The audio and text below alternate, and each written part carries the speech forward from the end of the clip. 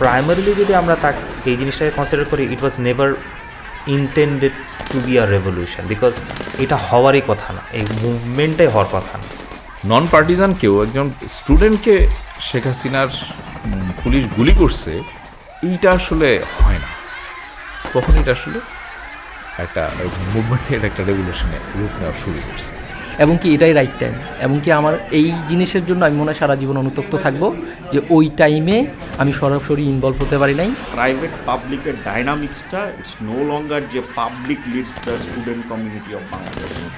Private is a very influential factor.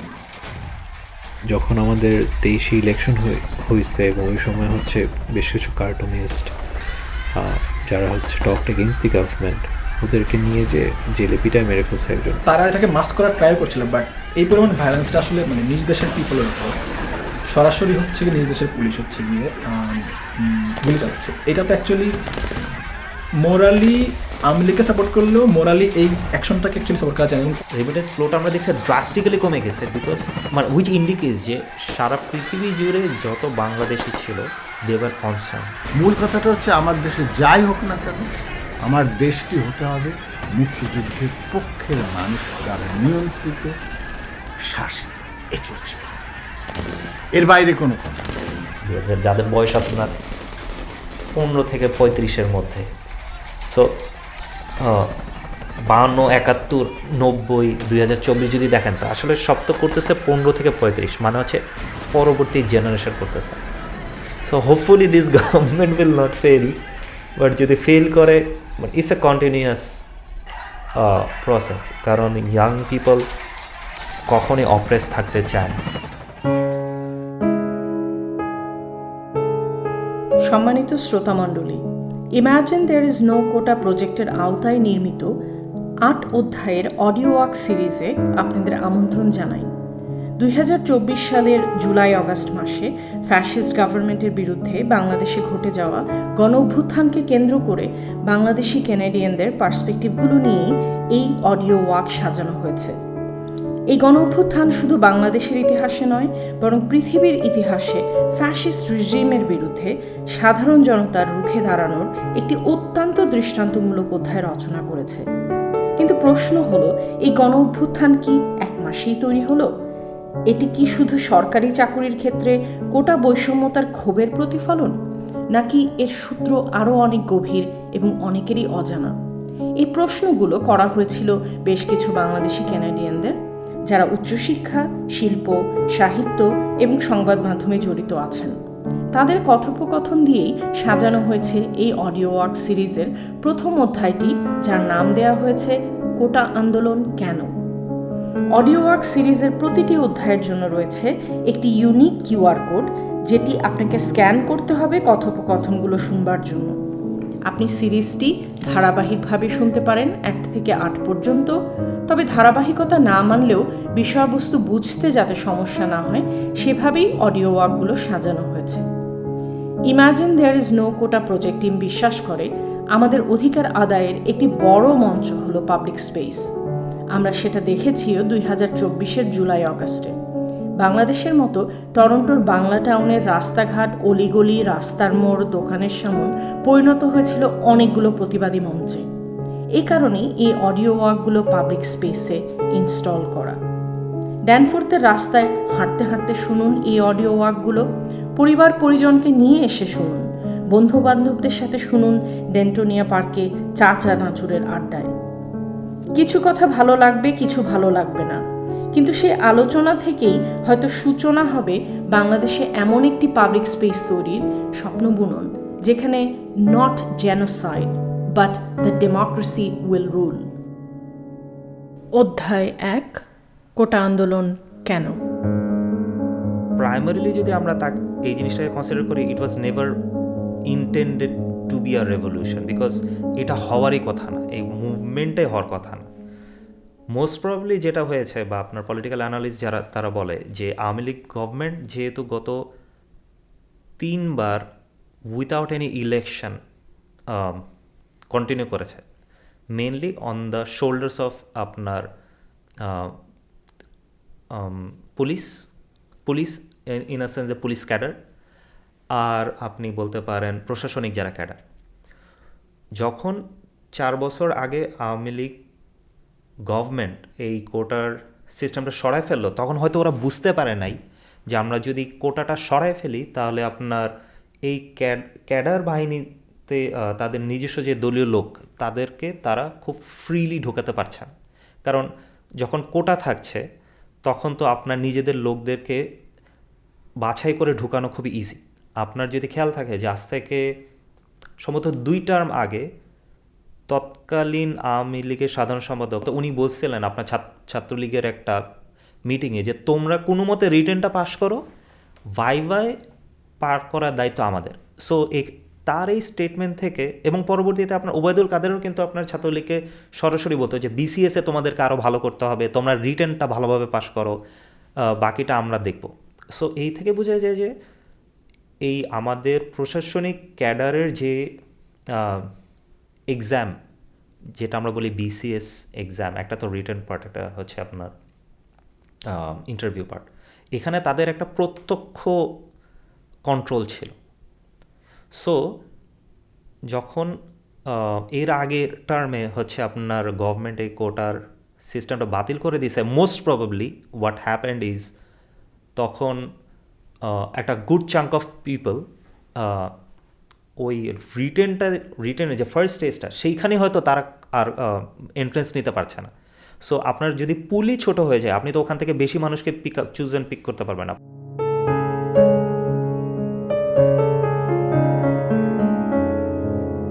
So job কোটা মুভমেন্টটা এর আগে আমাদের একটু আরও 2টা মুভমেন্টটা আমাদের একটু দেখতে হবে, ওইটার কনটেক্সটে জানা থাকতে দেন এটাকে আমি কীভাবে দেখি বুঝতে সুবিধা হবে। এর আগে ছিল হলো যে 2013-তে যে শাহবাগ মুভমেন্ট একটা ছিল, ওটা একটা হিউজ মুভমেন্ট ছিল।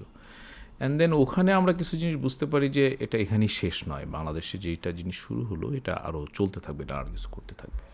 দেন 2000 আমি এক্স্যাক্ট তারিখটা ভুলে গেছি, আবুল মাল আব্দুল মুহিত হলো তখন ছিলেন হলো আমাদের অর্থমন্ত্রী। সেই সময় ভ্যাট বিরোধী একটা আন্দোলন হয়েছিল, that was a very strong মানে প্রোটেস্ট, ঠিক আছে, প্রাইভেট ইউনিভার্সিটি এবং অন্য জায়গায়। ওই সময় আমরা তখন বুঝতে পারতেছিলাম যে স্টুডেন্টদের দ্বারা কিছু একটা হবে, স্টুডেন্ট মুভমেন্ট বাংলাদেশে এটা থামবে না, ভ্যাট দিয়ে শুরু হলো। দেন তো 2018-তে হলো আপনার রোড সেফটি মুভমেন্ট, যেটা একদম স্কুলের বাচ্চারা করলো। ওইটা একটা দুর্দান্ত মুভমেন্ট ছিল, যে 2টা বাচ্চা মারা গেল, একটা বাচ্চা মারা গেল, দেন সবাই নেমে আসলো এবং এটা লম্বা সময় এবং খুব কোনো ধরনের ভায়োলেন্স নাই, কোনো কিছু নাই।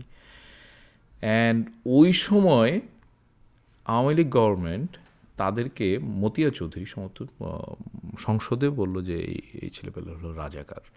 তখন ছেলেপেলেরা যে আমি রাজাকার তাহলে, বা এইরকম একটা প্ল্যাকার্ড মকারি করে তারা, কারণ মতিয়া চৌধুরী কনটেক্সটটা না বুঝে তাদেরকে রাজাকার বলে দিল এবং ওই স্টুডেন্টরা সব আমি তাহলে রাজাকার জিনিসটাকে ডিমোলিশ করার জন্য তারা এই জিনিসটা করলো। বিকজ অফ আওয়ামী গভর্নমেন্টের সময় একটা জিনিস যেটা ছিল হলো যে বাইনারি, কাকে কোন বাইনারিতে ফেলা যায়, এটা ছিল তাদের একটা অন্যতম জায়গা, যে বিএনপি জামাত রাজাকার আর মুক্তিযুদ্ধের পক্ষে, এই 2টাকে ভাগ করা।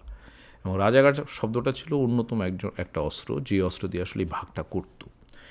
ওই মুভমেন্টের সময় এই স্টুডেন্টরা, যেটা আমরা তখন নিশ্চিত হয়ে গেলাম যে এই স্টুডেন্টদের দ্বারাই কিছু একটা হবে, বিকজ অফ এই যে হিউজ একটা জেনারেশন, এই জেনারেশনকে আওয়ামী লীগ দারুণভাবে খেপায় তুলছে এবং ওই সময় প্রচুর ছেলেপেলে অ্যারেস্ট হয়েছে, তারা প্রচুর জেলে গেছে এবং তারা অনেক কায়দা কিসিম করে বের হয়েছে। এরা মনে প্রাণে আওয়ামী লীগকে ঘৃণা করে। সো এই গ্রুপটা যখন বড় হবে কিছু একটা, ঠিক আছে, এটাই আমাদের একটা জায়গা ছিল। দেন আবার তার আগে বা পরে আরেকটা কোটা মুভমেন্ট হলো, ওইটা হলো নুরুর নেতৃত্বে, ওই সময় পরবর্তীতে হলো শেখ হাসিনা, সেটাও কোনো রকমের সামলাইলো। অ্যান্ড এই মুভমেন্টটা যখন শুরু হলো, এই কোটা রিফর্ম মুভমেন্ট, এই জুলাইয়ের 1 তারিখ থেকে শুরু হইলো, তো চলতেছে এরকম। ঢাকায় তো শাহবাগে প্রচুর নানা ধরনের নানান কিছু হয়, তো এইটা আস্তে আস্তে ঘনীভূত হতে থাকলো। তা আমি 12 না 13 তারিখ আমি গেলাম ওখানে, কারণ চলতেছে এবং এটা আস্তে আস্তে আমি দেখতেছি এটার একটা মেরিট তৈরি হচ্ছে, লোকজন আসা শুরু করছে।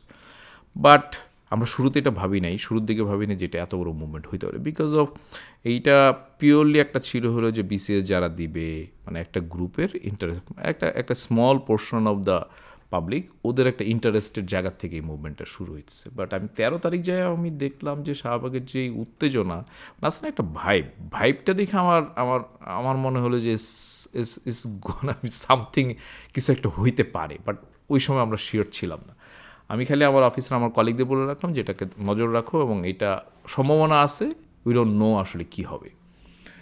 দেন যখন 15 বা 16 তারিখ যখন গুলি চালাইলো, মারা গেল, তখন না পুরো বাংলাদেশ কিন্তু এটা নিয়ে এত মাথা ব্যথা শুরু করে নাই শুরুতে।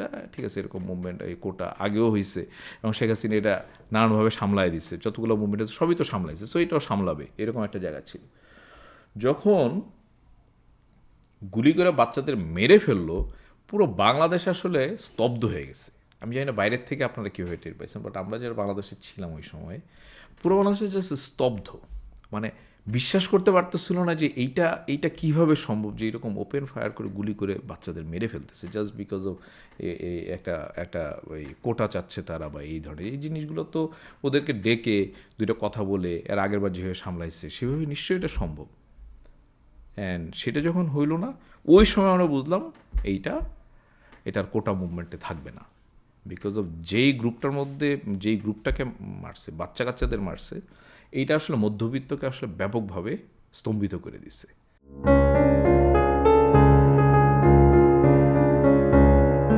তো অনেকের দেখা যায় ফার্স্ট ইয়ারে একাডেমিক পড়াশোনা বাদ দিয়েও বিসিএস কেন্দ্রিক হচ্ছে একটা পড়াশোনা করে। তো ওই ফার্স্ট ইয়ারের থেকে 4th ইয়ার পর্যন্ত আমি ওদের একটা ফ্রাস্ট্রেশন শুনে আসতেছিলাম যে হচ্ছে গিয়ে এত পরিমাণ কোটা থাকে যে এই কোটার কারণে হচ্ছে গিয়ে অনেক মানে প্রত্যন্ত অঞ্চল থেকে যেসব ছেলেমেয়েরা আসছে, যাদের দেশের বাইরে হায়ার স্টাডিজের হচ্ছে গিয়ে ইচ্ছে নাই বা হচ্ছে গিয়ে তাদের পরিবারের হালটা ইমিডিয়েটলি ধরা লাগবে, এবং তারা মনে করে যে BCS could be a very good way to like prosper themselves, অথবা হচ্ছে গিয়ে ওদের এই যে টার্সিয়ারি লেভেল এডুকেশনকে একটা মিনিং দেওয়া যায়। তো এইগুলা মিলেঝিলে ওদের হচ্ছে গিয়ে একটা চাপা ক্ষোভ বা ফ্রাস্ট্রেশন কাজ করতো এই কোটাটার উপরে। তো ফার্স্ট ইয়ার থেকে 4th ইয়ার পর্যন্ত আমি দেখে আসছি যে হচ্ছে গিয়ে ওদের এই ফ্রাস্ট্রেশনটা কাজ করে, এবং এইটা আমরা যখন ফিল্ড ট্রিপে যেতাম, রাতের বেলায় হচ্ছে গিয়ে আড্ডা বসতো, এটা কোনো না কোনোভাবে আসতোই। এরপর আমি যখন পাশ করে আমি যখন চাকরি জীবনে, তো 2018 সালের সেপ্টেম্বরের দিকে হচ্ছে গিয়ে আমি কানাডায় আসি। তার আগেই হচ্ছে গিয়ে অগস্ট মাসের দিকে কিন্তু 18 সালে তখন একবার কোটা মুভমেন্ট নিয়ে খুব বড় একটা ম্যাসাকার হয় আর কি। তো মজার ব্যাপার ছিল হচ্ছে গিয়ে এই কোটা মুভমেন্ট নিয়ে এপ্রিল না জানি অগস্টে হচ্ছে ঢাকা ইউনিভার্সিটি ক্যাম্পাসে হঠাৎ করে পুলিশ ঢুকে হচ্ছে গিয়ে বেধড়ক মারধর করে ছাত্রদেরকে। তখন একটা ছেলে আছে যে নাকি হাতে কাটে একটা গেঞ্জি পরে একদম সবার সামনে হাত উঁচে, মানে ওই শাহবাগের ওই পয়েন্টটাতে হচ্ছে গিয়ে দাঁড়ায় থাকে। ওইটার ছবিটা খুব ভাইরাল হয় সেই সময়। তো ওই ছবিটা দেখার পরে যেই সিচুয়েশনটা ডেভেলপ করে রাতের বেলায়, সেই ডেভেলপমেন্টটা হচ্ছে গিয়ে আমি তখন খুব ভালো করে দেখি, এবং অনেকটা একটা জিনিস হয় গিয়ে কি আমার ক্যাম্পাসের অ্যাডমিন ওদের হচ্ছে গিয়ে একটা দায় সারা একটা স্টেটমেন্ট দেওয়া বা হচ্ছে গিয়ে ইয়ে করা, এই যে স্টুডেন্টদের উপর একটা ইনজাস্টিস হয়েছে ইন আওয়ার ক্যাম্পাস আমাদের জুনিয়রদের উপরে, এই জিনিসটা কেউ হচ্ছে গিয়ে ডিউলি অ্যাড্রেস করতেছিল না।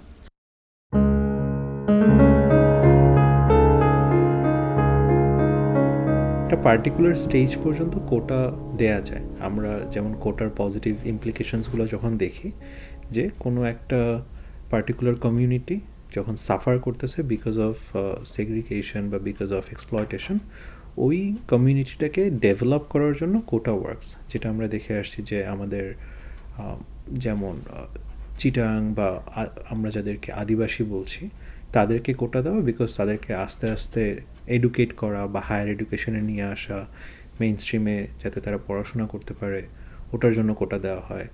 বা কিছু কিছু ক্ষেত্রে আমরা যেমন সংসদে দেখছি যে we want more women in politics, so সংসদে নারী সাংসদের কোটা যেরকম দেওয়া হয়, সো ওগুলা কোটার জন্য কাজ করে।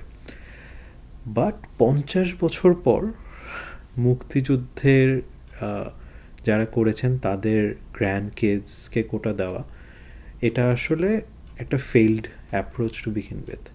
আরও প্রবলেম হয়েছে বিকজ মুক্তিযুদ্ধে কোনো প্রপার ডকুমেন্টেশন নাই। সো অনেক ফেক ইন্ডিভিজুয়াল জাস্ট এই কোটা সুবিধা নেওয়ার জন্য যেটা করেছে যে ওরা বিভিন্ন সময় সার্টিফিকেট নিয়ে দেখাইছে যে ওরা মুক্তিযুদ্ধ করছে বা ওদের বাবা মুক্তিযুদ্ধ করছে, which at certain cases untrue. So যেহেতু কোনো প্রপার ওয়ে ছিল না এই জিনিসগুলোকে ভেরিফাই করার, বা ভেরিফিকেশন প্রসেসটা was flawed itself, and in a corrupted country like Bangladesh আসলে যেখানে সিস্টেমটাই is always ready to get corrupted when you pay, quota সিস্টেমটা was a failure specifically because কোটাটা কিন্তু সবগুলা কোটা নিয়ে ঝামেলা করেনি। মুক্তিযুদ্ধ কোটা যেটাতে হচ্ছে 30% was given, which is one of the highest quota, ওইটা নিয়েই সবার ইস্যুস ছিল। আর আমার কাছে মনে হয় ইট ওয়াজ দ্য রাইট মুভমেন্ট।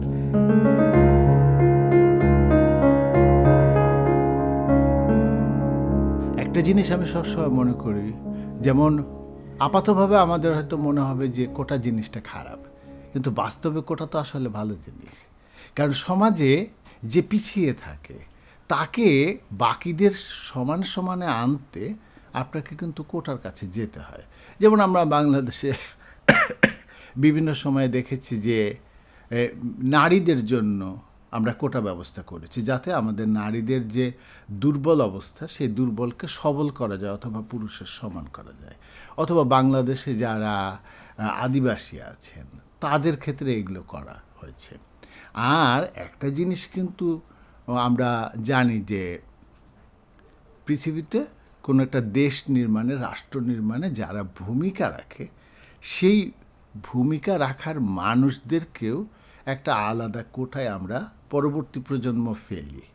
যেমন ক্যানাডায় আপনি দেখবেন যে ক্যানাডায় আমাদের যে ক্যানাডা ডে, ওই যে দিনটা, তার মানে কি, মানে যারা ক্যানাডার জন্য জীবন দিয়েছেন, ভেটারান ডে বলে না, অন্য কিছু বলে। আচ্ছা আচ্ছা, তো এই যে তাদেরকে স্মরণ করা হচ্ছে, বিশেষ সম্মান দেয়া হচ্ছে, সেই সম্মানের জায়গা থেকে কিন্তু কোটার ব্যাপারটা একসময় ছিল। কিন্তু বাস্তবে আসলে কি হয়েছে, যেটা আমি বলবো যে আমাদের দুর্ভাগ্য, গত 54 বছরে বাংলাদেশে আমরা স্বাধীন হয়েছি, কিন্তু আমরা তো আসলে একটা সৎভাবে দেশ পরিচালনা করার জায়গায় পৌঁছাতে পারিনি। আমরা সবসময় দুর্নীতির কাছে চলে গিয়েছি। যে গভর্নমেন্টই এসেছে, আমি আওয়ামী লীগ বিএনপি কারোর কথা আলাদা করে বলতে চাই না, এসে হয়তো কেউ শুরু করেন ভালো করে, তারপরে কিছুদিন পরে দুর্নীতিতে ছেয়ে যায়। এই দুর্নীতিতে ছেয়ে যাওয়ার কারণে এই কোটা জিনিসটা এরকম করে নষ্ট হয়েছে। এবং আপনি যদি বলেন যে মানে সাধারণ আলোচনা ইত্যাদির মাধ্যমে কি এই কোটা সমস্যার সমাধান করা যেত, হয়তো যেত। কিন্তু আওয়ামী লীগের ক্ষেত্রে যেটা ঘটেছে, অথবা সারা পৃথিবীর যে কোনো সরকারের ক্ষেত্রে এটা ঘটবে, যেই সরকার দীর্ঘদিন ধরে ক্ষমতায় থাকে এবং যে সরকার আমি বলবো যে অগণতান্ত্রিকভাবে ক্ষমতায় থাকে, সেই সরকারের ক্ষেত্রে এটা ঘটবেই। তারা জনগণের মতকে তুচ্ছ করে, জনগণের সাথে আলোচনা করে সমাধান করতে চায় না। এবং আর একটা জিনিস যেটা ঘটে সেটা হচ্ছে তারা যে দুর্নীতিতে আশ্রয় নিচ্ছে, দুর্নীতি, সেটাও তারা স্বীকার করে না। এর ফলে এই জিনিসটা এত মানে বিশ্রী হয়ে গেছে এবং সেটা এত তীব্র আন্দোলনে পরিণত হয়েছে এবং সবশেষে বাংলাদেশে এই সরকার পরিবর্তন ঘটে গেছে।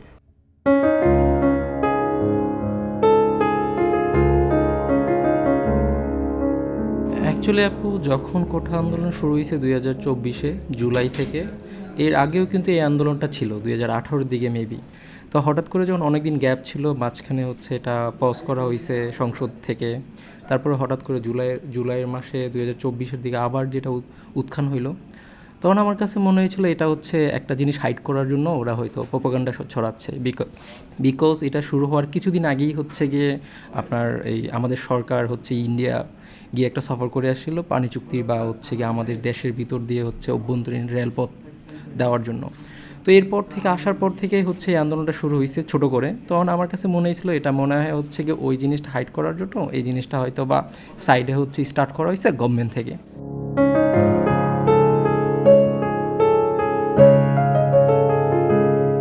ফার্স্টে তো এটা জুলাইয়ের 1 তারিখ থেকে শুরু হলো। ফার্স্টে হচ্ছে একদম ইয়ার থেকে সেন্ট্রাল লাইব্রেরির সামনে থেকে, দেন এটা 15 তারিখের আগ পর্যন্ত তো এটা লাইক ফ্রিঞ্জ আন্দোলনই ছিল। বাট এর মধ্যেও লাইক তারা হচ্ছে কিছু ইনোভেটিভ ইয়ে নিয়েছিল, লাইক বাংলা ব্লকের টাইপের কিছু জিনিসপত্র করছে। বাট কিন্তু আমার পার্সোনাল জায়গা থেকে আমি হচ্ছে গিয়ে জব করছিলাম তখন, সো হচ্ছে অ্যাক্টিভলি ফার্স্টে ওই সময় আমি আসলে পার্টিসিপেট করিও নি। তো ওই সময়টাই হচ্ছে আমি যেটা বুঝতে পারছিলাম যে, এবং আলটিমেটলি এখন আমরা যদি বর্তমান বাস্তবতা দেখি আন্দোলনটা আসলে উদ্দেশ্যটা কি, মেইনলি তাদের উদ্দেশ্য ছিল, এবং তারা কন্টিনিউয়াসলি বলতেছিলেন যে তাদের সরকার বিরোধী কোনো হচ্ছে ইয়ে নাই। অ্যান্ড যারা হচ্ছে বলতেছে যে আমরা হচ্ছে অন্য কারো হচ্ছে লাইক ফান্ডিং নিয়ে হোক বা অন্য কারো হচ্ছে উৎসাহে হচ্ছে এখানে আন্দোলন করতে আসে, সেগুলো আসলে সত্য নয়।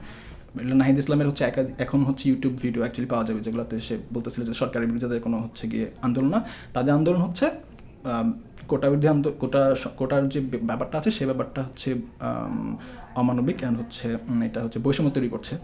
অ্যান্ড হচ্ছে আমরা চাই হচ্ছে কোটা সংস্কার, ইভেন তার কোটা বাতিলের কথা বলছিল না, তারা বলছে আমরা চাই কোটা সংস্কার করতে। এবং এই সেন্টিমেন্টটার সাথে আমি আসলে একমত না। কারণ হচ্ছে লাইক গভর্নমেন্ট জব বা হচ্ছে সরকারি চাকরির ক্ষেত্রে বা চাকরি কেমন হওয়া উচিত, এবং আলটিমেটলি এটাও আপনার পরবর্তী কোয়েশ্চেন আসছে, সেটা হচ্ছে সংস্কারটা। আমার এক্সপেকটেশন হচ্ছে অ্যাকচুয়ালি সরকারি চাকরির যে প্রফেশনটা আছে এইটাই হচ্ছে কমপ্লিট সংস্কার, এবং এইটা যতক্ষণ না মানে যেটা আলটিমেটলি লিড করে ব্যুরোক্রেসিতে, লাইক এরাই হচ্ছে পরবর্তীতে গিয়ে হচ্ছে গিয়ে সিনিয়র ব্যুরোক্রেটস হয়, এবং সেটাই হচ্ছে কি বাংলাদেশের যে কোনো পলিটিক্যাল ডিরেক্টলি আমরা পড়ে যাই কিছুদিন পরপরই, বা অ্যাকচুয়ালি আমরা থাকি, বাট হচ্ছে যেটা অ্যাকচুয়ালি বোঝা যায় না ফর হচ্ছে গিয়ে আমাদের এক্সপ্যাট্রিয়েট ওয়ার্কফোর্স অ্যান্ড হচ্ছে লাইক আরএনজি তাদের হচ্ছে গিয়ে কন্ট্রিবিউশনের কারণে। বাট আমাদের যে লোকাল কোনো মার্কেট নাই, এবং রাষ্ট্র যে হচ্ছে নানাভাবে হচ্ছে লাইক পিপলকে এক্সপ্লয়েট করতে পারে মানে থ্রু হচ্ছে লাইক অল দ্য লাইক রাষ্ট্রীয় মেকানিজম, এইটা অ্যাকচুয়ালি লাইক ব্যুরোক্রেসির ইয়ে। এবং এরা হচ্ছে মেনলি যেটা করতে যাচ্ছিল সেটা হচ্ছে যে কীভাবে হচ্ছে আমরাও লাইক এখানে অংশ হইতে পারি মানে উইদাউট হচ্ছে পলিটিক্যাল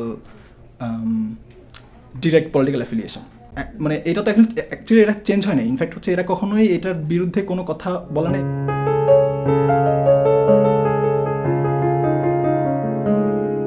এবং আধুনিক সময়ে হচ্ছে ধরেন যে কোনো জব ইয়েতে লাইক জব ডেসক্রিপশন থাকে, এবং সেই আপনার কিছু ইয়ে থাকে রেসপন্সিবিলিটিস থাকে, এবং আপনার কিছু হচ্ছে লাইক ইভ্যালুয়েশনের ব্যাপার থাকে যে আপনি কী কী করতেছেন। এইরকম কোনো বিষয় অ্যাকচুয়ালি পুরো ব্যুরোক্রেসিতে নাই। লাইক লিটারালি তাদের জব ডিসক্রিপশনটা কী, তারা হচ্ছে কী কী করলে হচ্ছে গিয়ে তাদের হচ্ছে তার মানে ইয়ারলি হচ্ছে পারফরমেন্সটা হচ্ছে ইভ্যালুয়েশন করা যাবে, এরকম কোনো ক্রাইটেরিয়া নাই। সো এই যে বিষয়গুলো আছে এই বিষয়গুলো থেকে আসলে মানে সংস্কার আসলে করা হবে কি হবে না, এটা তো হবে কি হবে না তো পরের কথা। লাইক লিটারালি এখানে কোনো আলাপটা আসলে নাই আর কি, বা আলাপটা আসলে তারা করে না, বা তারা অ্যাকচুয়ালি চায় না যে হচ্ছে এই টাইপের কোনো আলাপ হোক আর কি। কোটার ফর এক্সাম্পল এমনি তো কোটার অনেকগুলা লাইক আদিবাসী কোটা হোক বা হচ্ছে জেলাভিত্তিকভাবে কোটা থাকার যে বিষয়গুলো আছে, বা ইভেন নারীদের জন্য যে কোটা আছে লাইক এগুলা তো অ্যাকচুয়ালি আমার কোনো সমস্যা নেই। এবং মোস্ট অফ দ্য পিপলের সমস্যা অ্যাকচুয়ালি মুক্তিযোদ্ধা কোটাতে, এবং আমারও সমস্যা ওই মুক্তিযোদ্ধা কোটাতেই সমস্যা। সেটা হচ্ছে তারা এটা তো একটা লাইক উইপেনাইজ করা হয়েছে, লাইক লিটারালি হচ্ছে মুক্তিযোদ্ধা কারা, মুক্তিযোদ্ধার ফ্যামিলি কারা। ইনফ্যাক্ট এটা অবশ্য মানে তর্ক সাপেক্ষ হচ্ছে অ্যাকচুয়ালি মুক্তিযোদ্ধার ফ্যামিলিদের জন্য অ্যাকচুয়ালি এটা আসলে দরকার আছে কিনা কোটাটা। সো মুক্তিযুদ্ধ কোটা যেটা এটা আসলে কমপ্লিটলি অ্যাবলিশ করে দেওয়াটাও আসলে আমার কাছে অনৈতিক মনে হচ্ছে না কোনোভাবেই, বিকজ তারা অলরেডি এটাকে যদি আমরা এভাবে বলি যে তারা যেহেতু কোটাটা সুবিধা ভোগ করে আসছে, অ্যান্ড এখানে মানে নুয়ান্সে গিয়ে লাভ নেই যে হচ্ছে কি আচ্ছা আসলে প্রকৃত মুক্তিযোদ্ধারা আসলে কোটার সুবিধা আসলে পাইছে কিনা, তাহলে তারা অলরেডি সরকারি চাকরিতে এক ধরনের সুবিধা পেয়ে আসছেন। আমাদের এখানে সরকারি চাকরিতে লাইক এক সময় হচ্ছে গিয়ে সরকারি চাকরির বেতন কাঠামো ভালো ছিল না, এখন মোটামুটি বেশ ভালো। সো তারা অ্যাকচুয়ালি সার্টেন প্রিভিলেজ পজিশন নিয়ে তাদের ফ্যামিলি মেম্বার যারা বা হচ্ছে বাচ্চা এবং হচ্ছে গিয়ে নাতি যারা আছে তারা আসলে ওই সুবিধাটা পেয়ে আসছে। সো দ্যাট মিনস হচ্ছে এখানে আসলে ওই অর্থে লাইক ইকুইটি করার জন্য হচ্ছে কোটা আসলে দরকার নেই। কিন্তু ডেসপাইট দ্যাট ধরলাম কোটা থাকলো, মুক্তিযোদ্ধা কোটা থাকলো, বাট এইটাকে যে আওয়ামী লীগ সরকার উইবানাইজ করেছে খুব মানে বাজেভাবে, যে হচ্ছে গিয়ে এখানে মুক্তিযোদ্ধা হোক বা না হোক, লিটারালি পার্টি সাপোর্টার যারা, পার্টিজান যারা, তারাই আসলে যে কোনোভাবে হোক না কোনো মুক্তিযোদ্ধা নিবন্ধনও পাচ্ছে এবং হচ্ছে গিয়ে মুক্তিযোদ্ধা কোটা সুবিধাও পাচ্ছে। তো ওইটা তো আসলে দ্বিমত করার কোনো আসলে অবকাশ নাই, লাইক লিটারালি তারা এটা এস্টাবলিশ করেই ছাড়ছে, মানে হোয়াট তাদের কর্মকাণ্ডের মাধ্যমে। তো এইখানে মুক্তিযুদ্ধ কোটার এগেনস্টে যদি অবস্থান, সেটার সাথে আমার কমপ্লিট হচ্ছে ঐকমত্য আছে।